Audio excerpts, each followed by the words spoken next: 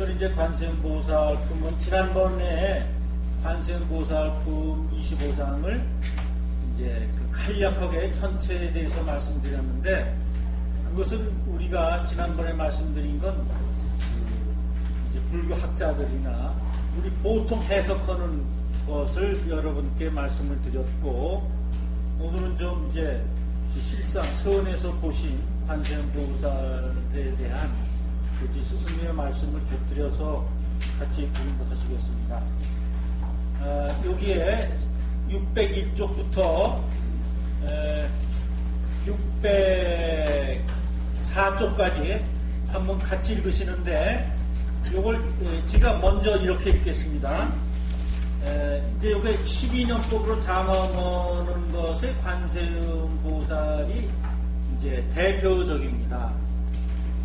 근데 왜 12년법으로 장엄을 하느냐? 12년법이 서품에서 나와 있듯이 우주 원리를 설명하는데 제일 첫 번째 이 우주가 12년법으로 되어 있어요. 그게 서품 몇 페이지에 있냐면요, 서품 한번 봐주세요. 서품 1페이지, 우리 1쪽 제1장 서품 여시아문 하고요, 일시의 불이주 왕사성 기사굴산 중하사 대비구 중 12,000인으로 구로시니 12,000인과 같이 계셨으니, 이 12,000이 바로 이제 첫 번째 우주가 12년법으로 되어 있기 때문에, 문명에서부터 쭉 해가지고 노사우기군에 나오죠. 화성유품에서 나오는 이제 그게 화성유품에서 다시 이제 재론이 되는데, 그래서 우선 서품에서는 우주 전체의 모습을 말씀하시려니까 우선 12,000년에서 비구중으로 대비구중으로 부르시니 이렇게 말씀이 시작이 됐습니다.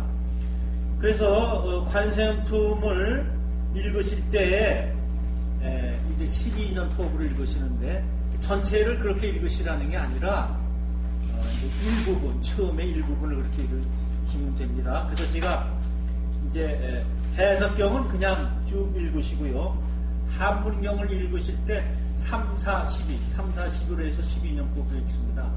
저희는 이제 그렇게 배웠습니다. 그래서 이제 12년법으로 읽으시면 우선 우주의 법칙인 제1법칙, 서품에 말씀되어 있는 그것을 저희가 스스로 한번 만들어 보는 겁니다. 그래서 우선 해석경을 한번 쭉 읽겠습니다. 같이 읽겠습니다. 묘법 연화경 관세음 보살 보문품 제25. 그때에 무진이 보살이 자리에서 일어나 오른 어깨를 드러내고 합장하고 부처님을 향하여 이렇게 말하였다. 세존이시여, 관세음 보살은 무슨 인연으로 관세음이라 하나이까? 부처님이 무진이 보살에게 말씀하였다. 손남자여, 만일 한량없는 백천만억 중생이 모든 괴로움을 받을 적에 이 관세음 보살의 이름을 듣고 일심으로 관세음 보살을 일컬으면 곧 그 음성을 관찰하고 다 해탈게 합니다. 이 관세음 보살의 이름을 지니는 이는 설사 큰 물에 들어가도 우리 능히 태우지 못하나니, 이 보살의 위엄과 실력을 말미암이니라. 큰 물에 떠내려가더라도 그 이름을 일컬으면 곧 얕은 곳을 얻게 되며, 만일 백천만억 중생이 금은 유리 차거 만호 산호 호박 진주 등 고개를 구하려고 큰 바다에 들어갔다가 가령 폭풍에 불려 그 배가 나찰들이 나라에 포착하였을 적에 그 가운데 한 사람이라도 관세음 보살의 이름을 일컫는 이가 있으면 여러 사람들이 모두 나찰의 난을 벗어나게 되나니, 이런 인연으로 관세음이라 하니라. 또 어떤 사람이 해를 입게 되었을 적에 관세음 보살의 이름을 일컬으면 그들이 가진 칼과 잣대기가 조각조각 부서져서 벗어나게 되느니라. 만일 삼천, 네천, 세계에 가득한 야차와 나찰들이 와서 사람을 괴롭히려 하더라도 하고 그 사람이 관세음보살의 이름을 일컬음을 들으면 이 악귀들이 흉악한 눈으로 보지도 못하겠거든 하물며 헤아릴 수가 있으랴. 또 어떤 사람이 죄가 있거나 죄가 없거나 간에 수갑과 고랑과 칼과 사슬이 그 몸을 속박하였더라도 관세음보살의 이름을 일컬으면 모두 부서지고 끊어져서 벗어나게 되느냐.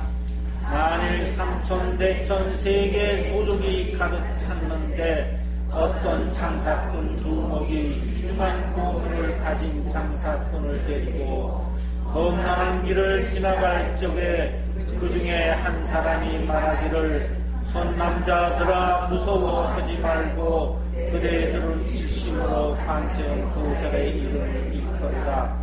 이 보살은 능히 주세들의 두려움을 없애주나니 그대들이 그 이름만 일컬으면 이 원수인 도적들의 나를 벗어나게 되리라 하여 여러 장사꾼들이 듣고 함께 소리를 내어 나무 관세음보살 하면 그 이름을 일컫는 연고로 곧 벗어나게 되느니라.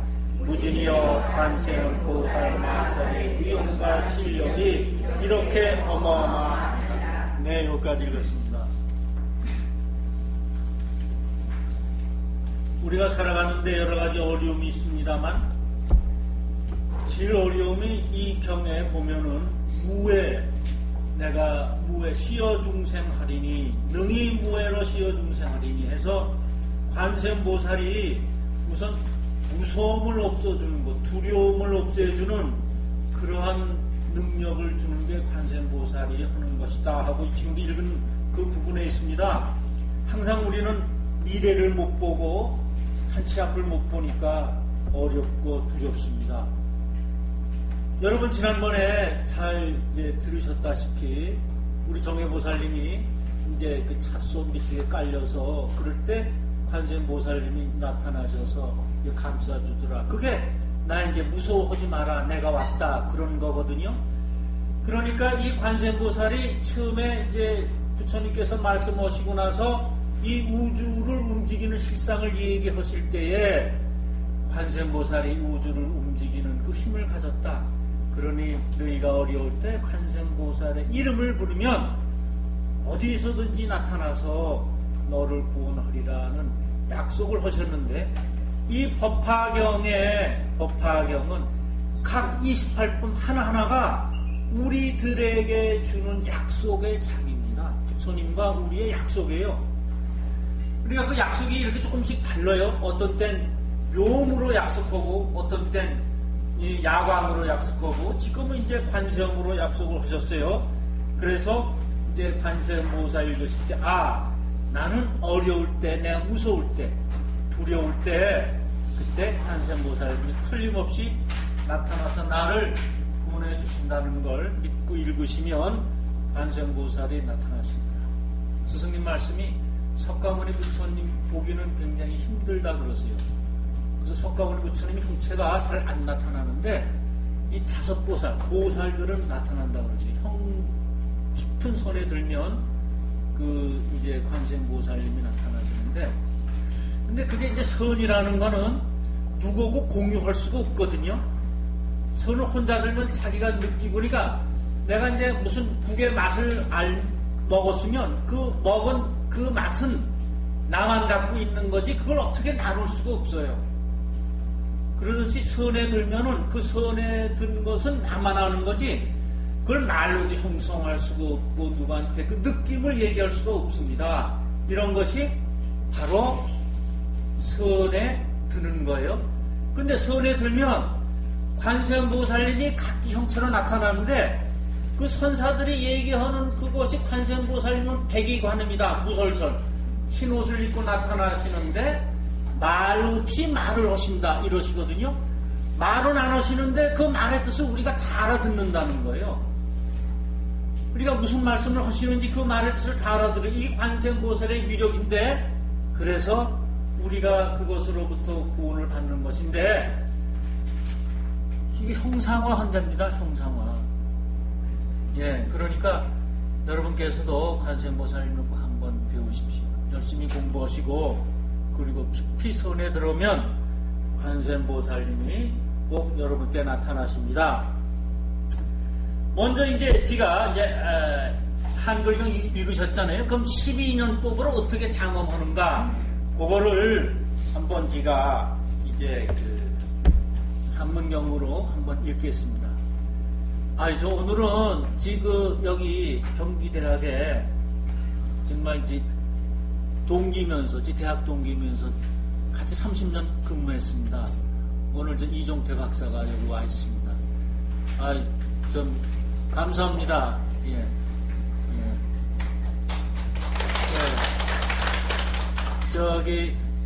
우리 이종태 박사는 우리나라 토목에서는 물에서는 권위 1위입니다.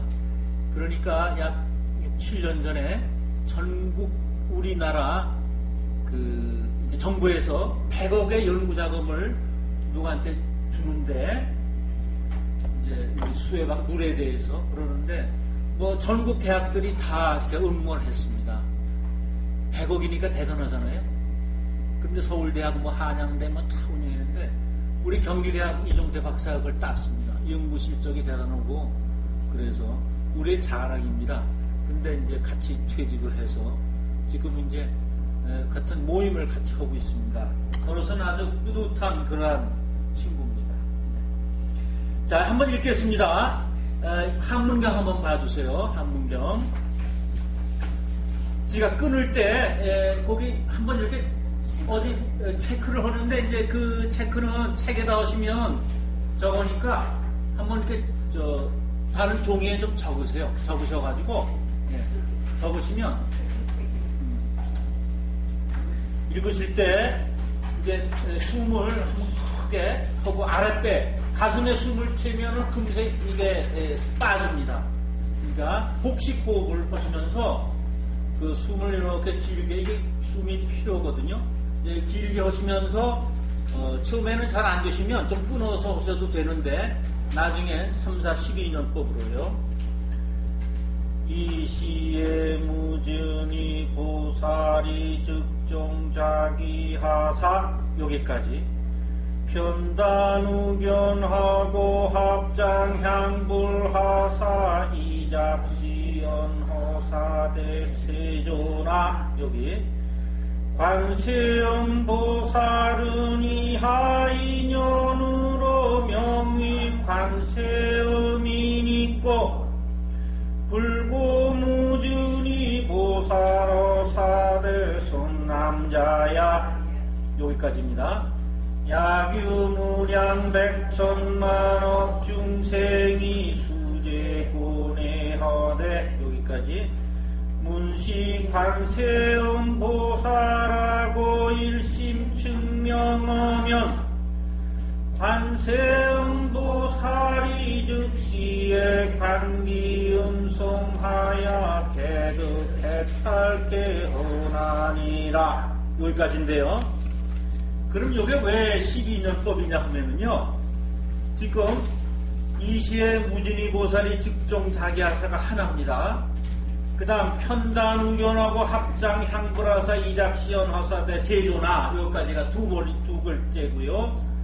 그 다음 관세음 보살이 이하인연으로 명 관세음이니까 여기가 셋입니다. 불고무진이 보살 하사대 손남자야, 다시 하나입니다. 다시 먼저 게 이제 셋이죠. 그러면 이제 불고무진이 보살 하사대 손남자야, 이렇게 하나.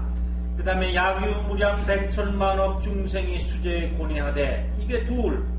문시 관세음 보살하고 일심 증명하면 셋. 관세음 보살이 즉시에 관기음승하여 개득해탈게 하느니라, 넷입니다. 그래서 3, 4, 12년도입니다. 그 다음에는 이제 쭉 읽으시면 됩니다.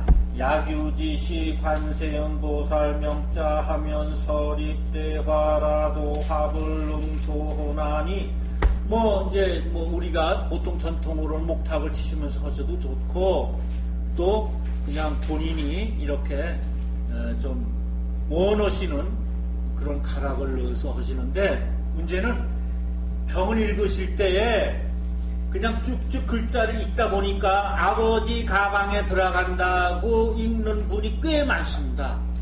그러지 마시고 그러면 장음이 안 됩니다. 딱 끊을 때 끊고 숨도 끊을 때 끊고 쉴 때 쉬고 해서 단어를 이렇게 분리시키지 마십시오. 서립 대화라도 이래야지 서립 대화 이렇게 안 됩니다. 그래서 글자 읽는 그대로를 놓고 읽으시면은 아주 좋습니다. 이왕 읽는 거 그렇게 이제 스승님께서 가르치신 대로 읽으시기 바라시고요. 이제 프린트문을 봐주십시오. 이 관세음보살 보급품 25장은 23, 24, 25 이렇게 연결이 됩니다. 23 야광보살 본사품이죠. 그 다음 묘음보살, 이제 그 다음에 이제 관세음보살인데 이 세 품은 정말 우리 인간이 구원을 받기 위한 신구의 삼업을 이제 구원받으면 우리 전체가 구원받는 거거든요. 몸과 신구 말하는 거와 그 다음에 뜻. 그래서 관세음보살은 우리의 뜻을 이제 우리 마음을 구원받는 것이죠. 그래서 묘음보살에 와서는 그 전품인 묘음보살은 야광보살이 인해 가지고 난행고행과 낙습고행을 한 끝에 얻은 이제 잘 아시는 현일체 색신 삼매하고 그 다음에 해일체 중생어원 다라니, 즉 내가 모든 사람의 말을 다 알아들어서 그 말을 잘 알아듣고 거기에 대한 적당한 적절한 가르침을 피는 것, 그런 힘을 얻은 거죠. 그러니까 이 힘 얻기는 굉장히 힘듭니다. 그냥 자기 일방적으로 이렇게 하는 거지, 그 눈높이에 맞춰서 하기가 힘든 거죠. 그래서 34가지 모습으로 이제 우리를 가르치는 것이 묘음보살이고, 그 관세음보살은 이제 그 소리를 중심으로 해서 우리를 가르치는데, 이 우주는 잘 아시다시피 빛과 소리로 되어 있기 때문에 이제 관세음보살은 우리 중생들이 그 괴로움을 토로하는 그 말에 의해서 33가지 몸으로 나타내는 응신불입니다. 응할응, 몸신자 불해서 이제 관세음보살님은 응신불이에요. 그러니까 응신불이니까 33가지 모습으로 나타나는데, 33가지 모습이라는 건 바로 우주 전체를 얘기합니다. 그러니까 나한테 나타나는 부처님의 모습과 옆에 이웃한테 나타나는 부처님의 모습은 다릅니다. 그래서 다른 가르침을 주시고 다른 방법으로 구원하세요. 그렇기 때문에 그 응이라는 것은 모든 사람이 원하는 대로 유혹에 답하는 게 은입니다. 그러니까 이제 우리가 기도를 하시면 대개 모자라는 걸 채워달라고 기도하시죠. 저도 뭐 그렇습니다. 뭐 이렇게 해주십시오. 뭐 내가 이런 게 좀 지금 급합니다. 이것 좀 채워주십시오. 근데 기도가 잘 이루어지면은요, 기도는 채워주는 것만이 기도가 아닙니다. 넘치는 걸 자르는 것도 기도입니다. 그렇기 때문에 기도를 잘 하셔야 되는데, 그래서 기도를 하실 때 어떻게 하냐면 항상 달라. 뭘 건강을 달라, 재물을 달라, 명예를 달라, 권력을 달라, 이렇게 달라는 기도만 해서 그 이루어지면 참 뭐 부처님이 영어모고 관세음보살이 뭐 내 원을 다 알아줬다 좋다 그러지만, 그게 사실은 이루어질 때도 있고 오히려 털어낼 때도 있습니다. 왜? 이 우주는 수평저울로 되어 있다 그러세요. 이 개인을 보면은 수평저울로 되어 있어요. 형평저울. 그래서 그 거울이 한쪽을 무겁게 하면 한쪽이 올라가잖아요. 한쪽 올라가는 그게 이제 쓰러져요. 그 말씀을 제가 어디다 넣었냐 하면은 이 9페이지 좀 보십시오. 7페이지 보세요. 7페이지 유인물.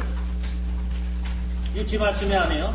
스님이 이제 손에 들어가셔서 보신 건데, 여기 표타나찰 귀국하던, 그러니까 이제 막 그 배가 타고 가는 배가 폭풍을 만나가지고 침몰해가지고 어디에 이제 휩쓸려서 했는데, 그게 귀국, 나찰 귀국에 귀신의 나라에 도착해요. 그래도 관세음보살님이 구원해 주신다는 건데, 그 얘기는 뭐냐면 귀국이라는 것은 귀신의 나라를 들어가 보니까, 손에 들어가 보니까 우리 사람 사는 인생이 형평저울처럼 수평으로 되어 있다는 겁니다. 그래서 한쪽에 내가 원하는 물건, 내가 달라는 그 물건을 놓으면 한쪽이 기울어져서 물건이 쏟아집니다. 그렇기 때문에 인간은 수평으로 살기 때문에 과도한 욕심은 내지 말아야 됩니다. 그래서 욕심을 내어서 수평을 못 지키게 하는 것이 귀신의 나라. 귀신은 꼭 우리를 그렇게 나쁜 데로 끌고 들어갑니다. 그래서 귀국이라 그러거든요. 근데 이제 다 아시다시피 좀 이렇게 좀 인생을 60, 70 이렇게 사시다 보면 웬만큼 점쟁이가 되죠. 이제 많은 경험과 주위에서 일어나는 거 보니까 어떤 통계를 잡을 수가 있어요. 근데 저는 이렇게 보면 갑자기 이게 큰 돈이 생겨서 잘 사시는 분 보면, 근데 잘 사시지도 못하세요.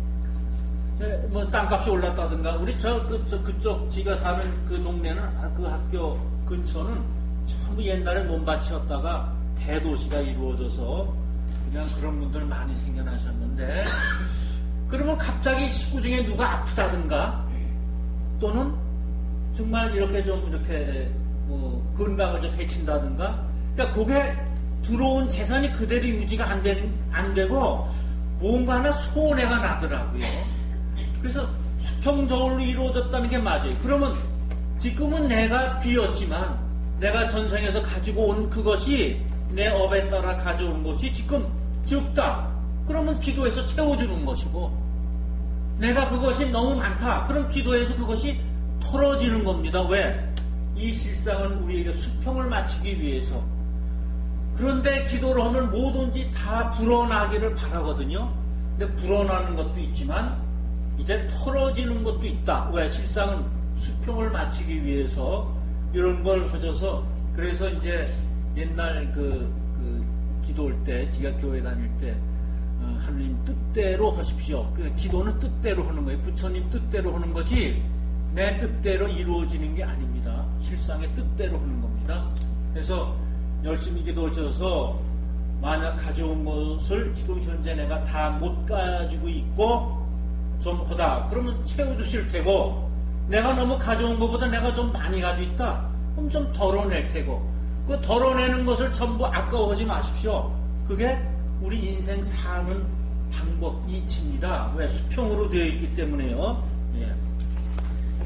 그래서 관세음보살님은 이제 그러한 힘을 주세요. 그래서 이제 묘음보살 24장과 25 관세음보살은 이제 묘음은 이제 동방에서 우리를 가르쳐 주시고, 관세음보살은 서방에서 가르쳐 주시는데, 이 두 보살이 같은 길을 우리에게 보여주십니다. 한쪽은 동방이고 한쪽은 서방입니다만은, 그러나 그게 다 정토로서 우리들이 한 길을 가게 되는 것을 두 보살님이 가르쳐 주세요.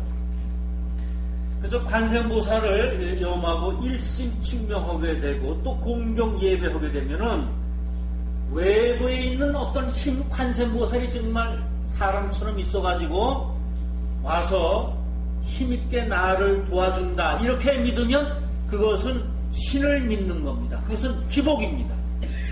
기복이고, 근데 그렇게 얘기를 하죠. 왜냐하면 우리 인간은 나보다 더 월등히 힘도 좋고 나보다 더 어떤 그런 경건한 그런 것으로 자꾸 그 세계를 가야 되고, 그런 사람으로부터 이제 도움을 받길 원하는데, 사실은 나를 구하는 것은 내 속에 있는 내가 나를 구하는 것이거든요. 그래서 지금 외부에 있는 그런 기복신앙이라는 것은 외부에 있는 관세음보살이 내가 부르니까 참 나와서 나를 도와주더라, 이렇게 하면 이제 그 상급기까지 못 가고 그냥 남이 나를 도와서 내가 이제 뭐 얻었다는 생각을 갖고 있어요. 그러니까 밤낮 거지 같은 생활을 하는 거예요. 주인이 될 수가 없어요. 왜? 남이 자꾸 얻어야 되니까. 근데 나는 삼천 대천 세계의 주인이거든요. 그러니까 내가 외부에 있는 관세음보살이 나에게 와서 내가 바라는 것을 준다.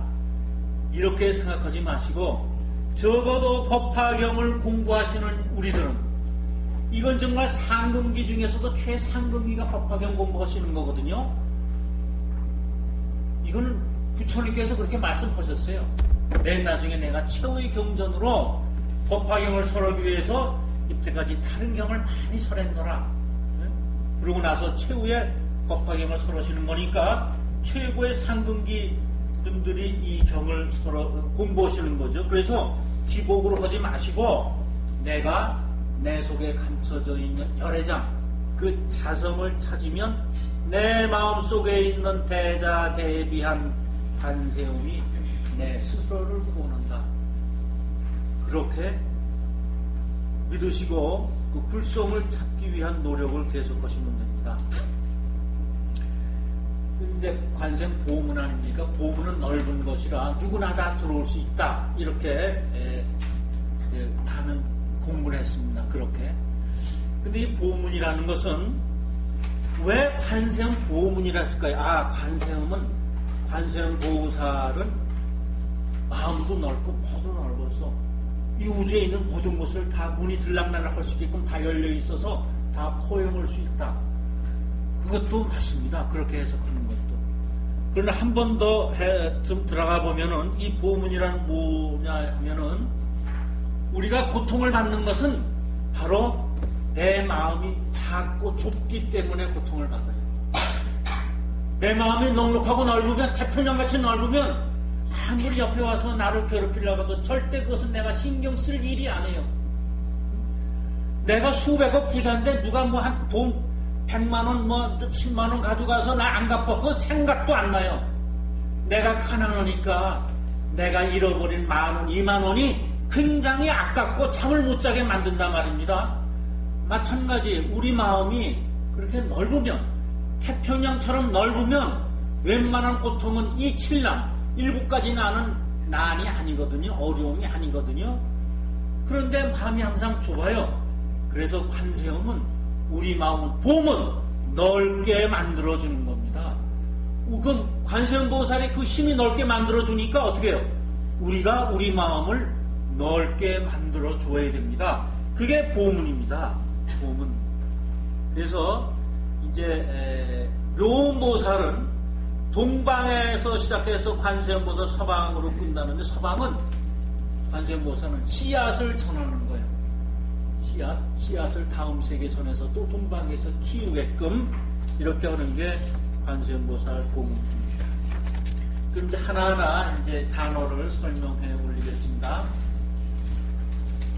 이시의 무진이 보살이 즉종자기하사 프린트물 2페이지 가시죠. 이 관세음보살은 제가 글자 하나하나를 다 풀었습니다. 아직 이제 다 못했습니다만 오늘 나눠드린 프린트물이 약 이제 서론에 해당하는 것이고 다음 시간에 오고 끝까지 그 단어 하나하나를 다 풀려고 합니다. 그만큼 이건 중요합니다. 이때에 어느 때인가 묘음보살이 동방설에서 우리들한테 가르침을 펴고 그리고 나서 관세음보살이 서방을 설을 차릅니다. 관세음보살. 그때는 뭐냐? 묘음보살이 동방정토를 설하고 나서 그게 이시입니다. 이시. 그때 관세음보살은 즉 관이라는 것은 우리가 남의 속을 알 수가 없어요. 서로 얘기는 통하지만 그 속을 알 수가 없어요. 이 실상의 세계 그 속을 알 수가 없습니다. 그게 관입니다. 그런데 우리가 그것을 알아야 돼요. 모르고 내버려두면 내일이 우리가 어떻게 흘러갈지 모르고 모레가 어떻게 될지 모르고 인생이 어떻게 전개될는지 모릅니다. 그래서 아는 데까지 알아야 돼요. 그거 아는 것이 관입니다. 관인데 마음의 눈으로 보는 것이죠. 그 관이 터질 때 관을 본다고 하는 거 그 관이 터진다 그래요. 관이 막혔다 이렇게 얘기하고 관이 터졌다 그러는데 그 관이 터질 때 그 내용을 알 수가 있고 진짜의 모습을 알 수가 있습니다. 우리 사람은 이제 해, 달, 별을 영향을 받고 사는데 해가 없으면 절대 살 수 없죠. 달도 그렇고 별도 그렇습니다. 그런데 이제 그 별은 어떻게 영향을 받느냐, 그걸 별은 잘 모르잖아요. 그런데 이렇게 높은 산에 내 별이 어느 곳인가 이렇게 알려면 한밤중에 높은 산에 올라가서 이제 다른 달빛은 좀 흐미한데 올라가서 어느 별을 보고 그 별이 자기 집으로 흐르는 게 자기 별이랍니다. 이게 보통 사람 눈에는 안 보인대요. 그냥 별만 보이지 별의 흐름이 없대요.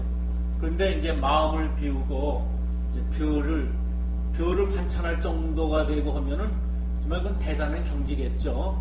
그러고 나서 뭐 기도를 오래 하신다든가 선에 깊이 들어가시고 나서 보시면 그 별 하나가 유독 자기 집으로 흐른답니다.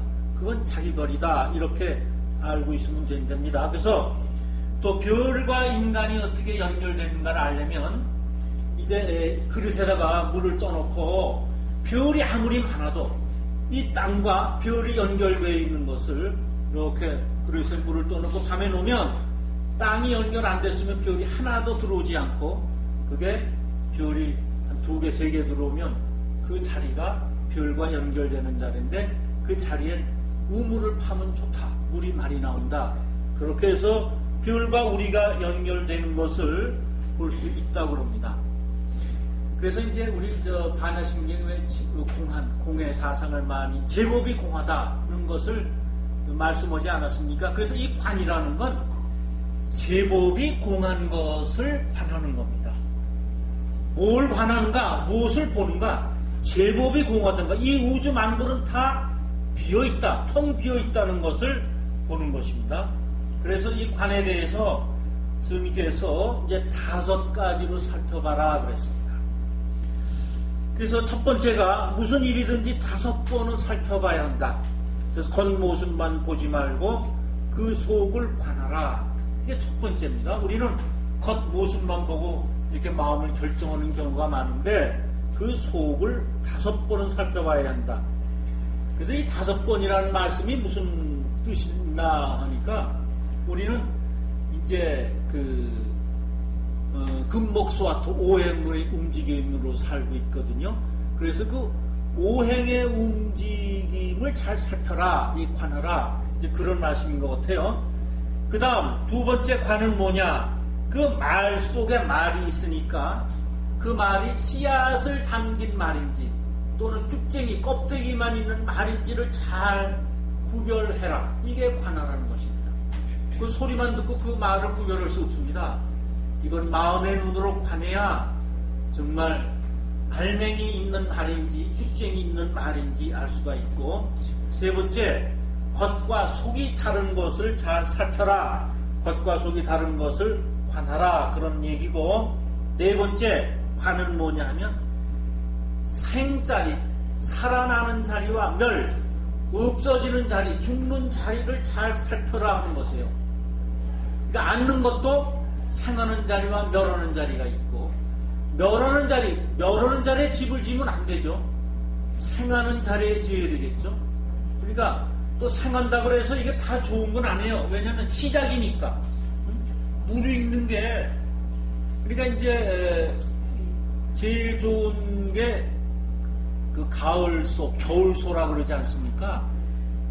봄소는 왜 이렇게 일이 많고 밭도 갈아야 되고 먹을 것도 별로 없고 일만 하는데, 겨울소는 그냥 먹을 게 많고 놀면서, 그래서 소도 뭐 그렇게 이제 나누대요. 그러듯이 생하는 자리와 멸하는 지, 즉 겨울소가 이렇게 운이 좋듯이 운이 생기는 자리와 운이 멸하는 자리가 있는데, 집을 지으려면 그걸 잘 알아서 하라는 것이고, 자리를 잡아도 그걸 잘 알아라. 이 자리라는 건 형상으로 있는 자리가 있습니다만 우리 마음자리를 얘기합니다. 나 이제 안 돼, 이건 멸하는 마음자리고, 아나 이거 하면 돼, 이건 생하는 자리입니다. 그래서 항상 자신감을 가지시고 생하는 자리에 있어라 하는 것이고, 그 다음 5번째, 갈 때 안 갈 때를 잘 가려라. 갈 때 시기를 얘기합니다. 시기를 얘기해서 이제 들고 남을 잘 가려라 하는 거예요. 바로 갈 땐 바로 가고 돌아갈 때는 돌아가라. 그때가 있는 것입니다. 그리고 아무것도 모른다는 사람한테 말은 전해야 되겠는데, 그런 말을 돌려서 하고 그 사람이 알아듣도록 하고 알아들을 만하다. 그러면 직접 얘기하고 이런 것이 돌려 얘기도 하고 직접 얘기도 해서 분별하는 게 이게 관이다 하는 것입니다. 관이에요. 그럼 이제 무진이보살은 아시죠? 우리 모든 일을 지난 유크리스물에 있죠. 무진이보살. 다함이 없어도 부족함이 없는 보살이 무진이보살이에요. 우리는 무슨 인생을 살아가면서 어떤 일을 만나든지 간에 다 열심히 다 하고 살아요. 그게 무진이에요. 살아가는 우리 인생을 얘기하는 게 무진의입니다. 무진의. 그런 모습으로 살아요. 그런데 잘 안 돼. 무진의. 그러니까 외부의 도움을 받고 나를 무장시켜야 돼요. 그게 뭐예요? 바로 관세음보살이에요. 그래서 무진이와 관세음보살은 밀접한 관계에 있어요. 네. 그게 바로 이제 무진이보살이고, 그 다음에 즉종자기하사, 편단우견은 즉종자기하사 편단우견하고, 즉종자기라는 게 이제 벌떡 일어나는 것인데, 이건 뭐냐면 사람은 이렇게 지나가면은 일이 성사돼서 지나갈 때까지는 몰라요. 그래서 지나가서 어느 정도 이제 거리가 생겼을 때, 이건 그런 일이구나 하고 무릎을 탁 치는 거, 그게 즉종자기입니다. 즉종자기예요. 그래서 무슨 일이든지 앞이 보이지 않고 뜻대로 되지 않기 때문에 우리는 항상 즉종자기 할 수밖에 없어요. 그래서 관세음보살을 공경해서 부르는 겁니다. 우리는 항상 잘하려고 해도 요번에 내가 그게 오면은 비슷한 게 오면 내가 꽉 잡아야지 하다가도 또 놓쳐요. 지나고 나서 그게 그거였는데 이러거든요. 그러니까 100번 해봐야 100번 안 되니까 이번에는 합장향불하고 부처님께 세조나 하고 이제 그게 어느 때입니까 하고 여쭤보고 원조를 구하는 것이죠. 그래서 편단우견이에요. 왜 이제 스님들이 이렇게 가사장삼을 한쪽 어깨에 드러내고 하는 거, 그걸 얘기하는데, 이것은 인도 풍습으로 상대방에게 공경심을 나타낼 때 오른 어깨를 이제 이렇게 드러내는 것입니다. 왼쪽에 옷을 걸치고. 근데 그게 이제 우리들 불교에 들어와가지고 아주 이제 그 상대방을 공경하는 것으로 그렇게 됐었죠. 어떤 의미에서는 우리 인간의 마음, 즉 잘한 거는 드러내고 못한 것은 감추려고 하는 그 마음자리를 얘기하는 것인데, 누구나 그 마음이 있으니까 그 못한 것을 감추려고 하는 그 마음으로 인해서 다음에 실수를 안 합니다. 다음에 실수를 안 해요.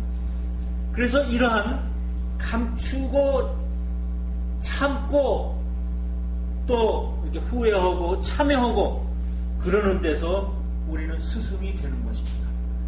다 털어내버리면 자기한테 남겨있는 게 없어요. 담겨있는 게 없어요.